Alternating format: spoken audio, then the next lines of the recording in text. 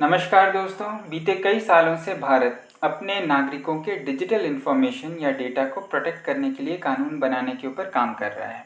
एक ऐसा कानून जो हमारे इन्फॉर्मेशन जैसे कि नाम, date of birth, address, phone number जो कि हम बहुत से वेबसाइट, वेब पोर्टल्स, एप्लीकेशन में हर दिन शेयर करते हैं, उनको मिसयूज से बचाया जा सके। मेरा नाम कुलदीप डनसेना है और मैं स्वागत करता हूँ आप सबका वाइट पेपर में। दोस्तों, आज इन डिजिटल डेटा का मिसयूज़ काफ़ी बढ़ गया है।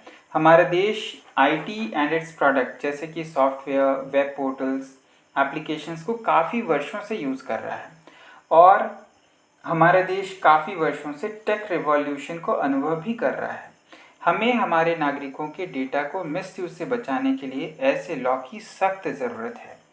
पर दोस्तों, लास्ट थर्सडे को डेटा प्रोटेक्शन बिल फॉर्मलाइज होने से पहले ही सरकार ने इसे कैंसिल कर दिया।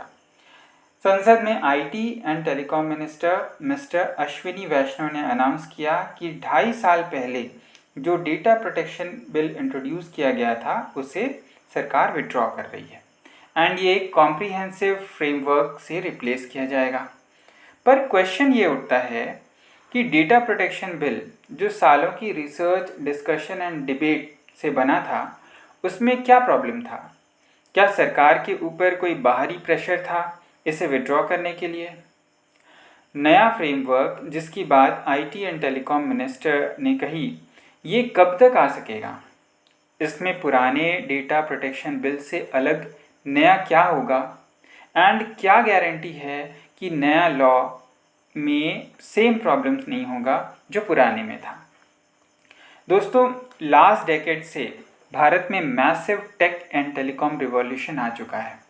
टेक फर्म्स के पास हमारे बहुत से डेटा अवेलेबल हैं जो हम इनके साथ रेडिली शेयर करते हैं, जैसे हमारा name, address, date of birth, हम कहाँ कहाँ जाते हैं, हमने क्या खाने पे ऑर्डर किया, क्या सर्च किया, यहाँ तक कि हमें किस टाइप की चीज़ें पसंद हैं। ये सारे इन्फॉर्मेशन आज बहुत ही ज़्यादा वैल्यूएबल हो गए हैं and it's just like an oil. And Bharat में ये tech firms data protection law के एब्सेंस में अनरेगुलेटेड डेटा के कारण इस इंफॉर्मेशन को, इन डेटा को फ्रीली यूज़ कर रही है।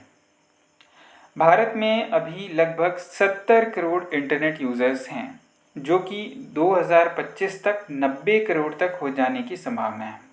इसमें 50% यूज़र्स रूरल एरिया से हैं एंड इसमें लगभग 34 से 35 करोड़ इंडियंस ऑनलाइन ट्रांजैक्शन में एंगेज होते हैं वाया जैसे ई कॉमर्स हो गया, डिजिटल पेमेंट्स हो गया, तो इन सब के माध्यम से। एंड साथ ही सरकार की तरफ से भी डिजिटाइजेशन को पुश किया जा रहा है एंड इम्पॉर्टेंटली कि ये सब डेटा प्रोटेक्शन लॉ के एब्सेंस में हो रहा है, ये जो कि एक बहुत बड़ा पॉइंट ऑफ कंसर्न है।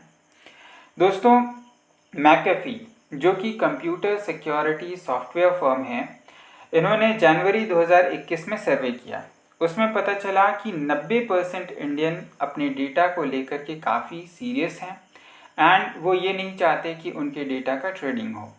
स्वाभाविक तौर पर इससे मिसयूज़ एंड क्राइम को बढ़ावा मिलता है। दोस्तों, वर्ल्ड इकोनॉमिक फोरम के अनुसार नीदरलैंड बेस्ड एक वर्चुअल प्राइवेट नेटवर्क प्रोवाइडर सर्वशैन कहता है कि भारत में जनवरी 2022 से लेकर के जून 2022 के बीच भारत दुनिया का दूसरा सबसे बड़ा डेटा ब्रीच हुआ है। भारत में जनवरी 2022 से मार्च 2022 में हर मिनट 5 इंडियन अकाउंट्स हैक हुए हैं एंड अप्रैल से जून 2022 में ये काउंट बढ़ करके 42 अकाउंट्स पर मिनट हो गया है। इसलिए भारत को डेटा प्रोटेक्शन लॉ की सख्त ज़रूरत है। दोस्तों, भारत के प्राइवेसी लॉ का पहला ड्राफ्ट 2009 में कंसीव हुआ एंड इसके बाद आधार कार्ड लॉन्च हुआ एंड इसके बाद ये ड्राफ्ट अलग अलग मिनिस्ट्रीज़ में घूमता रहा, पर इस मैटर पे कोई बात बन नहीं पाई।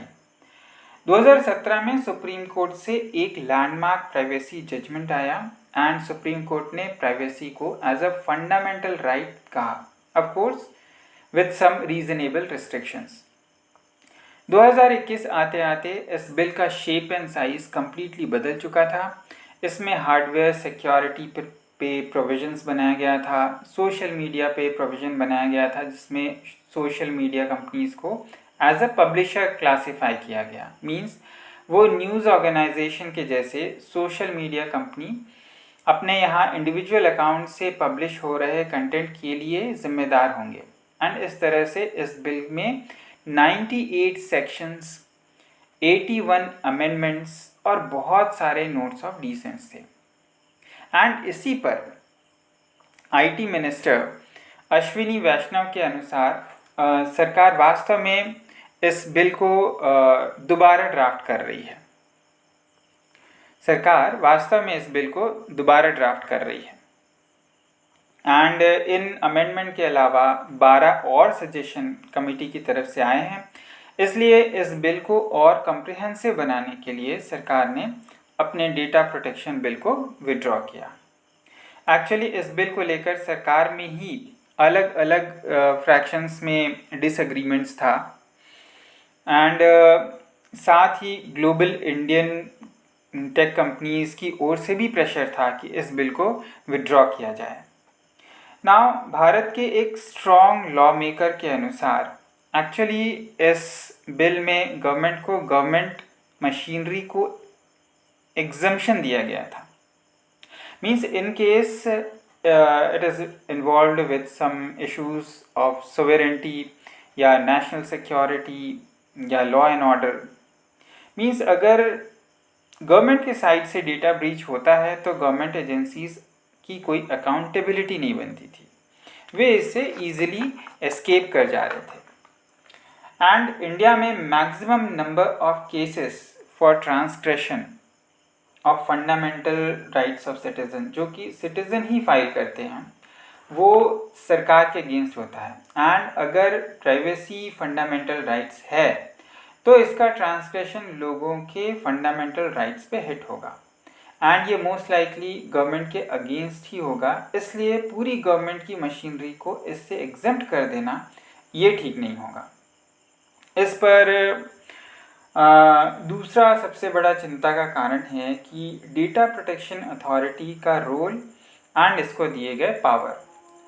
इसमें ऐसे प्रोविजंस दिए गए हैं जिससे कि अथॉरिटी के इंडिपेंडेंस पर इम्पैक्ट हो रहा था।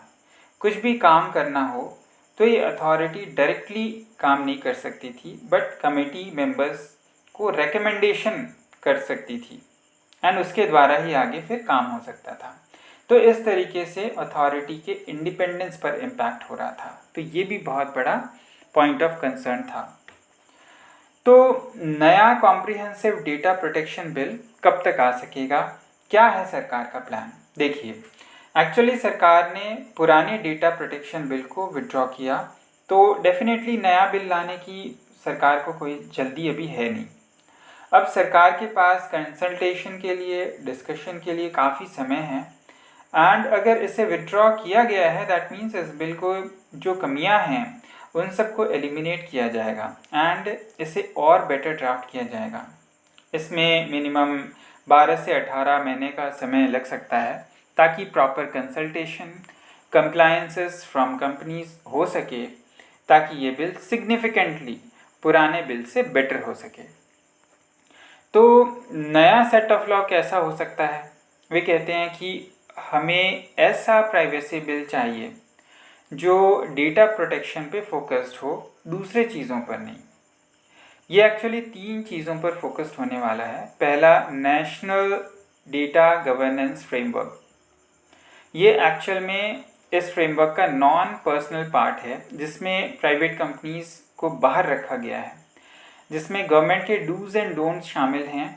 कंट्रोल ऑफ डेटा, ये डेटा शेयर किए जाएं या ना किए जाएं, एंड ये काफ़ी गवर्नमेंट की तरफ से एडवांस स्टेज में है। इस पर कंसल्टेशन का काम पूरा हो चुका है एंड सरकार इस पर फाइनल ड्राफ्ट रिलीज़ करने के काफ़ी करीब है। Second is the new data protection bill, जो कि कम्प्लीटली प्राइवेसी पे फोकस करेगा, डेटा प्राइवेसी पे फोकस करेगा। Third and major part is revamped IT act. हमारा आईटी एक्ट जो है वो 22 साल पुराना है, जिसमें मोबाइल एंड इमर्जिंग टेक्नोलॉजीज़ जैसे स्मार्टफोन, इंटरनेट का शब्द तक इंक्लूड नहीं है।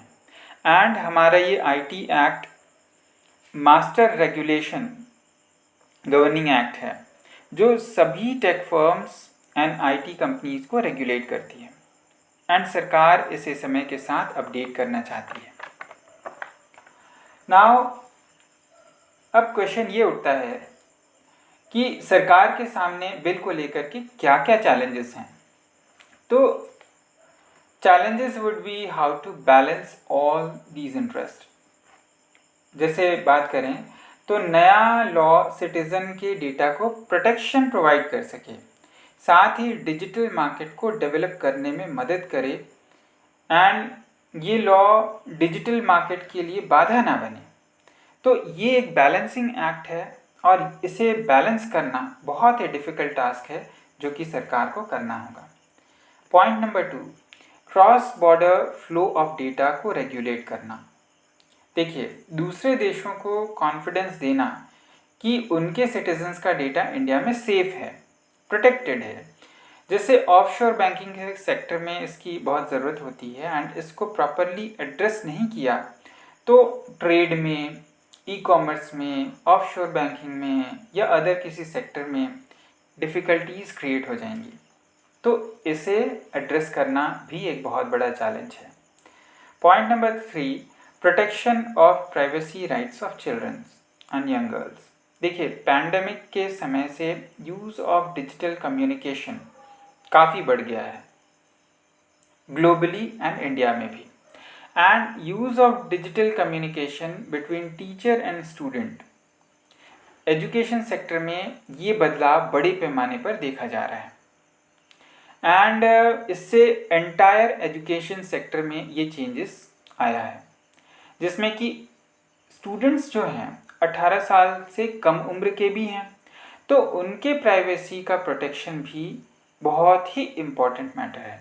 एंड इसे कैसे प्रोटेक्ट किया जाए, बिकॉज ये काफ़ी वल्नरेबल है, ये एक सबसे बड़ा चैलेंज है। 4th है, भारत का ज्योग्राफी अगर देखें तो भारत में टेक्नोलॉजिकल इनइक्विटी है। 25% लोगों के पास रूरल एरियाज में मोबाइल फ़ोन नहीं है अभी। 30% के पास क्वालिटी इंटरनेट नहीं है।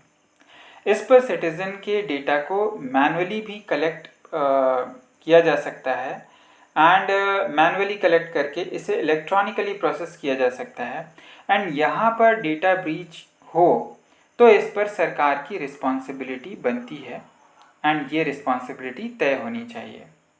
तो ये भी एक बड़ा चैलेंज है सरकार के सामने। तो दोस्तों, हम अभी डेटा प्रोटेक्शन को लेकर के इस स्टेज पर हैं, एंड हर भारतीय को ये भरोसा हो कि हमारा डेटा सिक्योर्ड है, सेफ है, इसलिए हमें डेटा प्रोटेक्शन लॉ की सख्त ज़रूरत है। तो दोस्तों, इस पर आपका क्या कहना है कमेंट बॉक्स पर हमें ज़रूर बताएं। वीडियो अगर पसंद आई हो तो हमें लाइक करें, सब्सक्राइब करें, शेयर करें। धन्यवाद।